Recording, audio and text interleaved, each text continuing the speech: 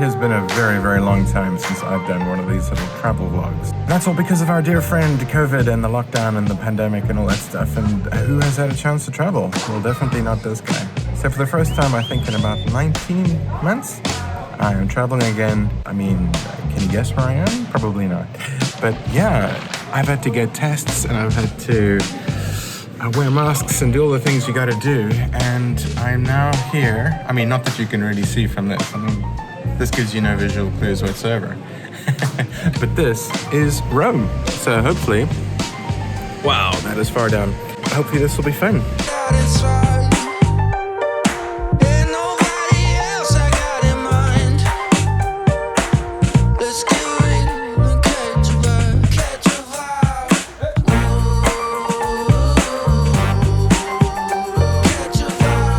It is very much raining a lot, and we have walked along the Appian Way, which is the original way into Rome, and we have come to the catacomb. Boop, there it is, of San Castillo, which is our first stop on today's itinerary of places in Rome that have some connection to the Book of Romans, because there is a reason I'm here, and there's a reason why we're here. And I'm here with Andy, who is, there he is, look at that, that guy's filming. And Andrew, who's going to be our presenter, but he has just popped down to the loo while still wearing a microphone. So that's fine. There it is. This is Andy. This is our camera guy. Hello. He's going to be capturing some amazing footage in the catacombs. If they don't shout at him. If they aren't like, that's an amazing camera. What's that doing down there?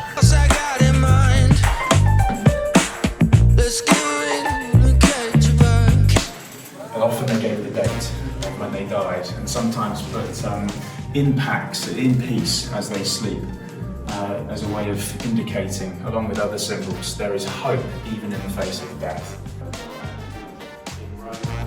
We've just finished the catacombs tour, and they were incredibly spectacular. There are about 500,000 people buried down there, which is nuts, eh? 40% of which are babies. That's insane. And for like most of history, 8,000 years, they didn't even know they were there. It wasn't until like the 18th or 17th century when like some local boys found the catacombs and then boom, discovered all the bodies. Amazing.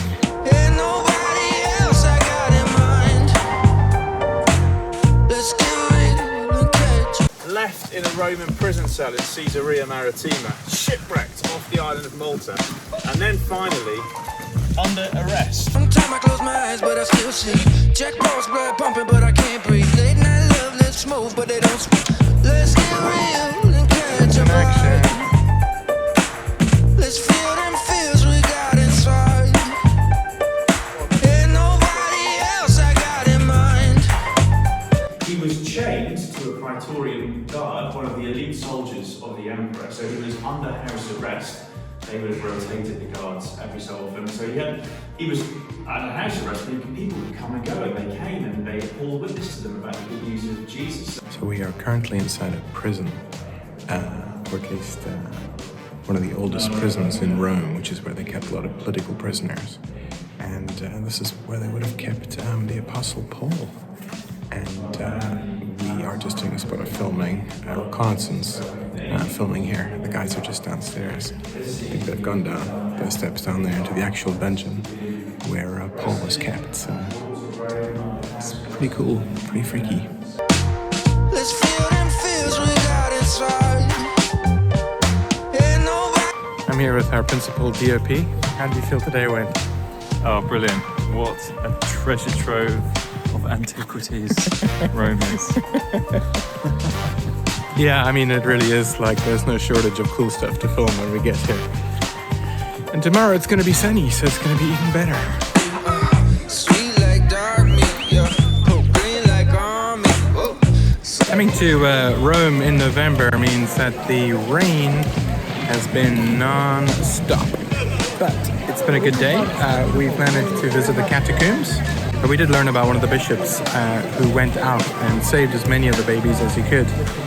Because at the time, at least, pagans thought that if a baby died or if a baby was born with any kind of disability, then basically it was cursed, it was broken. So they just left the babies on the side of the road, dying or dead. And the bishop thought, this is ridiculous, let's look after them. And he would bring them and bury them in the catacombs, which I think is heartbreaking but also lovely. It has rained a lot today, but we have spent most of it underground, which has been really helpful. And then after that, we caught a taxi, which took us all the way to the Maritime prison, which is the prison where Paul, the Apostle Paul, was supposedly kept. The point of this trip is a sort of recce trip to find various locations for another shoot, which is possibly going to happen next year. So in a way, it's like being just a sightseer. We're walking around all of Rome and just checking out the sights and seeing which bits could work for the film shoots, and assessing out the permissions and assessing out, what could potentially actually serve the script. Our hotel is actually in a really cool part of town. It's here on the Piazza di Spagna, which I think is the square of Spain, or the Spanish square. The reason I said that is because behind me over there we go. You should be able to see the world famous Spanish Steps, which when it's super wet like this, nobody is standing on. And I may have read somewhere that you aren't allowed to sit on the actual Spanish Steps anymore. I don't know if that's true or not. Obviously no connection to the English Steps, the famous dance band. No connection there. Spanish Steps, not in competition.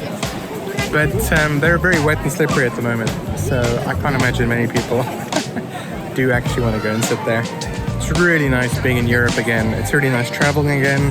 It's been a long time, so it's kind of surreal. I think it's basically just taken me almost an entire day to even believe that this is happening in the first place.